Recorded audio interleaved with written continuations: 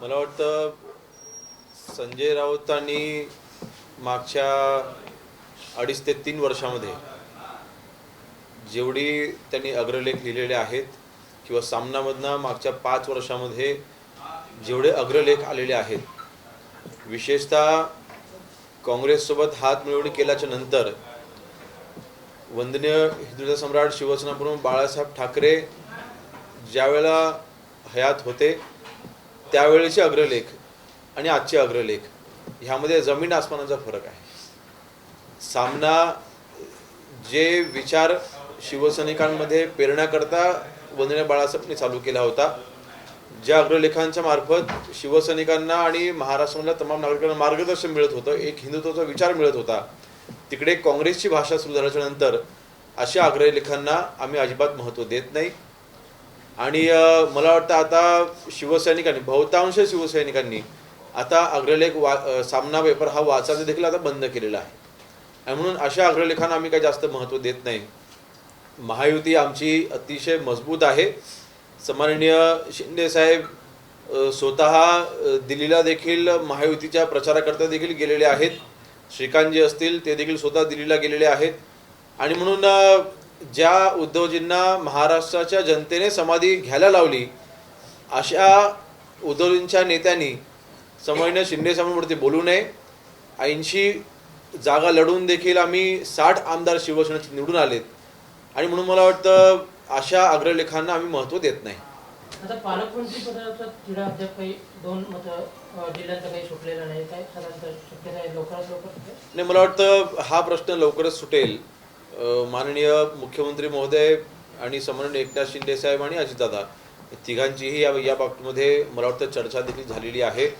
आणि रायगडचा आणि नाशिकचा हे दोन्ही तिढे येत्या काही दिवसांमध्ये आपल्याला सुटताना पाहता येईल. पालकमंत्रीपद तुम्हाला मिळेल अशी देखील चर्चा मध्यंतरी होती. नाही, मला कुठलेही पालकमंत्री मिळावं मी यासाठी कधीच मागणी देखील केली नव्हती. मला मंत्रिपद मिळावं ह्यासाठी देखील मी कधीच मागणी केली नव्हती. मी याही अगोदर सांगितलेलं आहे, पक्ष नेतृत्वाला जर का योग्य वाटेल तर पक्ष नेतृत्व मला जी काही जबाबदारी देतील ती जबाबदारी मी पार पाडेन. त्यामुळे कुठली पदं मागणं हे मला माझ्या तत्वामध्ये मला बसत नाही. तुम्ही आता म्हणजे असं म्हटलं की महायुती मजबूत आहे, शिवसेनेमध्ये सर्व व्यवस्थित सर्व सुरू आहे, पण शिरसाट आहेत त्यांनी असं म्हटलं, तुम्हालाही माहिती आहे संजय शिरसाटांनी म्हटलं की आता जोडायची वेळ आली आणि वेळ पडल्यास एकनाथ शिंदे आणि उद्धव ठाकरे या दोन्ही शिवसेना एकत्र करण्यासाठी किंवा त्यांना जोडण्यासाठी आम्ही पुढाकार देखील घ्यायला मला आवडेल.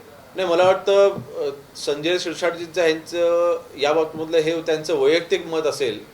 कारण आमच्या पक्षाची भूमिका हे आमचे मुख्य नेते सन्माननीय एकनाथ शिंदे साहेब ठरवत असतात.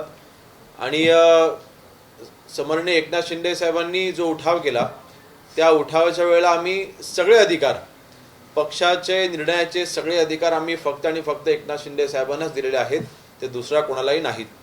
आणि म्हणून संजय शिरसाट साहेब आज काय म्हणतात ह्याला आम्ही महायुतीमध्ये तसं आज महत्त्व नाही, कारण त्यांचं ते वैयक्तिक मत आहे. एकंदरीत आज महायुती ज्या मजबूतीने महाराष्ट्रामध्ये आज पाय रोवते, महाराष्ट्राच्या विकासाच्या दृष्टीने ही महायुती टिकणं, ही वाढवणं, मजबूत करणं आम्हा सर्व नेत्यांची जबाबदारी आहे. गुलाबराव पाटलांनी असं वक्तव्य केलं की जो धर्माबरोबर राहील तोच जिवंत राहील, जो धर्माच्या विरोधात राहील असं काही खरं नाही, अशा प्रकारचं वक्तव्य. नाही, मी ते वक्तव्य पाहिलं नाहीये. मी पाहिल्यानंतर त्याच्यावरती बोलू शकतो. महाराष्ट्रातील एक झालंय की संजय राऊतांचं स्टेटमेंट आहे की एकनाथ शिंदे यांची शिवसेना आहे त्याच्या एका गटावरती हे देवेंद्र फडणवीस यांचं नियंत्रण आहे आणि साधारणपणे त्याचमुळं काही जे आमदार आहेत ते मागं फिरायचं का यावरती सध्या विचारविनिमय करतायत. मला वाटते हास्यास्पद आहे ज्या जे उबाटाच्या आमदारांना खरं तर आता आम्हाला निधी कुठून मिळणार आहे किंवा आता पुढच्या वेळेला आम्ही निवडून कसे येणार किंवा त्यांच्या आमदारांच्या मतदारसंघामध्ये असल्या जिल्हा परिषदा, पंचायत समित्या, ग्रामपंचायतच्या निवडणुका आता लागणार आहेत, त्या आम्ही कसे जिंकणार, त्यांचे आमदार या चिंतेमध्ये आहेत. आमचे आमदार, आम्ही सत्तेमध्ये आहोत. आज सन्माननीय शिंदेसाहेब उपमुख्यमंत्री आहेत, महत्त्वाची खाती आज शिवसेनेकडे आहेत. आम्ही फक्त विकासाबद्दल विचार करतोय. आमच्या आमदारांच्या मनामध्ये कुठलीही शंका नाही. काही दिवसांपूर्वी पंतप्रधान नरेंद्र मोदी साहेब देखील ज्या वेळेला महाराष्ट्र दौऱ्यावरती आले होते, माननीय पंतप्रधान महोदयांनी जे महायुतीच्या आमदारांना मार्गदर्शन केलेलं आहे त्याच्यामुळे देखील त्यांनी अनेक चांगल्या सूचना हे आमदारांसाठीच्या दिल्या होत्या आणि त्याच्यामध्ये महायुती मजबूत राहिली पाहिजे. आपले NDAचं सरकार केंद्रामध्ये आणि राज्यामधलं आपलं महायुतीचं सरकार ह्याची वाटचाल मजबूतीने झाली पाहिजे. ह्यासाठी सर्व आमदारांची एकजूट महत्त्वाची आहे आणि ती एकजूट आम्हाला महाराष्ट्राला पाहायला मिळते. त्यामुळे आमच्या आमदारांच्याबद्दल आम्हाला शंका नाही. किंबहुना जे उबाटाचे आमदार आहेत, मागे देखील आम्ही म्हटलं होतं की ह्यापैकी अनेक आमदार हे आज आमच्या संपर्कामध्ये देखील आहेत. पुढच्या काही महिन्यातच आपल्या काही घडामोडी देखील होताना आपल्याला पाहायला मिळतील. दादा 54 दिवस झाले संतोष देशमुख हत्या प्रकरणाचा कृष्णा आंधळे जो आहे तो अद्यापही फरार आहे. 54 दिवसानंतर देखील पोलिसांना त्याचा शोध घेता येत नाही, गंभीर बाब आहे. नाही, नक्कीच आरोपी न सापडणं ह्यामध्ये काही त्याच्यामध्ये ज्या काही यंत्रणा किंवा त्या इन्व्हेस्टिगेशनच्या दृष्टीने किंवा जे काही गुप्तहेर आमचे जे आहेत पोलीस डिपार्टमेंटचे आहेत त्यांच्याकडनं त्याचा तपास घेणं हे चालू आहे. परंतु न सापडणं नक्कीच ही चिंतेची बाब आहे. परंतु मला वाटतं आज ना उद्या ती व्यक्ती सापडेल आणि योग्य तो न्याय संतोष देशमुखांना मिळेल. संतोष देशमुख यांचं कुटुंब सुद्धा आज भगवान मेळाव्यावरती जात आहे. म्हणून त्यांना त्या ठिकाणी जे पुरावे आहेत आरोपींच्या विरोधात ते देऊन आपल्यासाठी न्याय मागण्याचा प्रयत्न ते करणार आहे.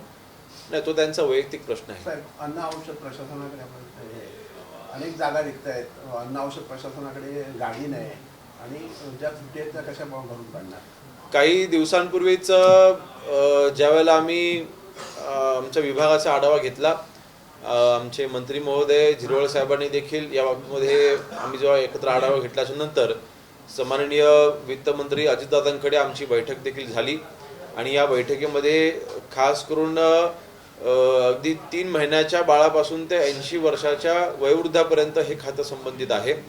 आपल्या रोजच्या जीवनमानामध्ये आपण जे आपण जेवतोय, आपण जे खातोय किंवा औषधं आपण जी घेतोय ह्याच्यावरती नियंत्रण ठेवणं अत्यंत गरजेचं आहे आणि त्या दृष्टीने भरती करणं ही पहिली प्रायोरिटी असली पाहिजे आणि प्रशासनाला जे काही अधिकारी आमचे आहेत त्यांना ताकद देणं, कारण इन्फ्रास्ट्रक्चर दिल्याशिवाय आम्ही त्याच्यामध्ये परफॉर्मन्स देऊ शकणार नाही. आणि ही वाचनं आम्ही सन्माननीय उपमुख्यमंत्री अजितदादांकडे केल्याच्यानंतर त्यांनी ते स्वीकारलेलं आहे. किंबहुना MPSCच्या मार्फत फूड इन्स्पेक्टर्स ह्यांची भरती देखील झालेली आहे. ट्रेनिंग पिरियड आता काही दिवसांनी चालू देखील होईल. पुढच्या 2 ते 2.5 महिन्याच्या आतमध्ये महाराष्ट्रामध्ये जवळपास 190च्या दरम्याने नवीन फूड इन्स्पेक्टर हे जॉईन होत आहेत आणि त्याच धर्तीवरती ड्रग इन्स्पेक्टर्स देखील त्याची देखील भरती लवकरात लवकर व्हावी ह्यासाठी आम्ही प्रयत्नशील आहोत आणि ती देखील पदही भरली जातील. महाराष्ट्र संजय राऊत असं म्हणतात की शिंदे खासगी सांगतात की विधानसभा निवडणुकीनंतर मीच मुख्यमंत्री राहील असं वचन त्यांना देण्यात आलं होतं, म्हणून मी फुटलो.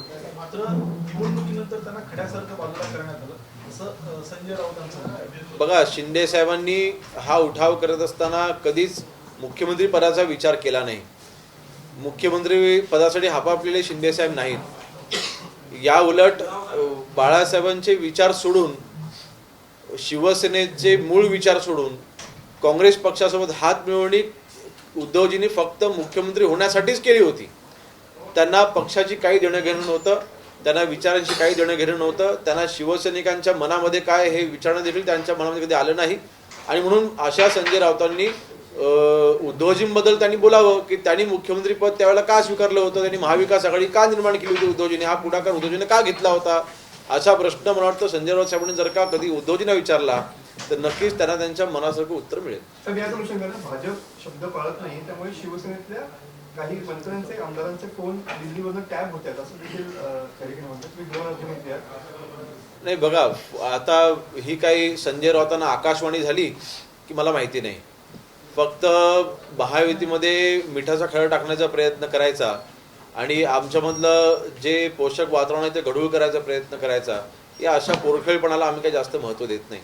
बीडमध्ये वाळू तस्करांवर कारवाई झाली, मात्र रत्नागिरीमध्ये अद्यापही कारवाई झाली नाही. वाळू तस्करांवर मोठ्या प्रमाणावर. मी आज जिल्हा डिव्हिजनची बैठक झाल्यानंतर महसूल असेल, ग्रामविकास असेल औषध प्रशासन असेल आणि अन्न नागरी पुरवठा असेल, माझ्या ह्या चारही विभागाची मी आढावा बैठक जिल्ह्याची लावलेली आहे.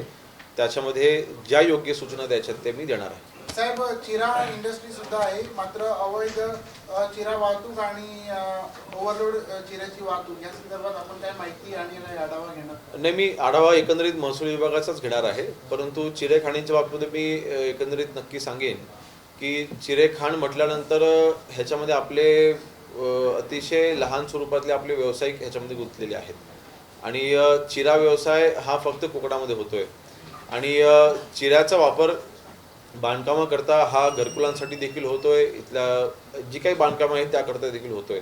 एकंदरीत इथल्या स्थानिक व्यवसायांना ताकद देण्यासाठी, महाराष्ट्राचा महसूल न बुडवता त्यांना ताकद कशी देता येईल ह्यासाठी नक्कीच नवीन जे वाळू धोरण आहे किंवा नवीन जे गौण खनिजचे धोरण आहे हे नक्कीच उपयोगी ठरेल आणि कोकण पट्ट्यामध्ये असलेल्या चिरेखाणींना त्यांना परवानगी घेत असताना त्रास होणार नाही ह्याची देखील आम्ही पॉलिसी तयार करता येईल का असा मी प्रयत्न करतोय आणि इथल्या व्यावसायिकांना मजबूतीने कसं उभं करता येईल ह्यासाठी मी प्रयत्नशील आहे. दादा, अख्ख्या राज्यामध्ये वाळूचं धोरण ज्यावेळी निश्चित करण्यात आलं होतं त्यावेळी डेपो निर्माण केले गेले होते. मात्र राज्यामध्ये वाळूचे डेपो जे आहेत ते सुरू आहेत. मात्र रत्नागिरीमध्येच फक्त एक वेगळं धोरण राबवलं गेलं. 2000 ब्रास वाळू अद्याप डेपोमध्ये शिल्लक असताना देखील त्यांना परवानगी दिली जात नाही जिल्हाधिकाऱ्यांकडनं.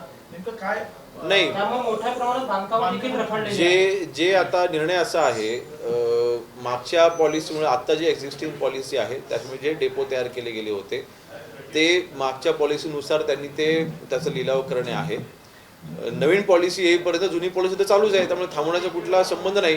पण जर का रत्नागिरी जिल्ह्यात असं झालं असेल तर माझ्या आढावा बैठकीमध्ये त्याचा खुलासा येईलच आणि योग्य ती कारवाई ती आम्ही करायला सांगू. 2000 ब्रासचे वाळू जो आहे तो दाखला शिल्लक आहे. चिपळूणमध्ये पण तशाच परिस्थिती नाही, त्याच्यावरती योग्य ती कारवाई करण्याचे आदेश मी जर का आपली जर दिलेली माहिती योग्य असेल तर आजच ते आदेश दिले जातील. कारण घरकुलांचे जे आहेत ना, घरकुलांसाठी लागणारी जी वाळू आहे ती डेपोमध्ये आजच आम्ही त्या आदेशची माहिती घेऊन मी आजच आदेश देईन. ओके, धन्यवाद. उदाहरण रत्नागिरीत पाहायला मिळतंय. शिवसेना महाराष्ट्रातलं अनोखं उदाहरण रत्नागिरीत पाहायला मिळतंय. शिवसेना 2 आणि पक्ष कार्यालय असं एक शाखा एकच असं एकंदरीत कारभार सुरू होणार आहे, कसं बघायला? नाही, मला त्या बाबतीत माहिती नाही, माहिती घेऊन बोलतो. ओके, धन्यवाद.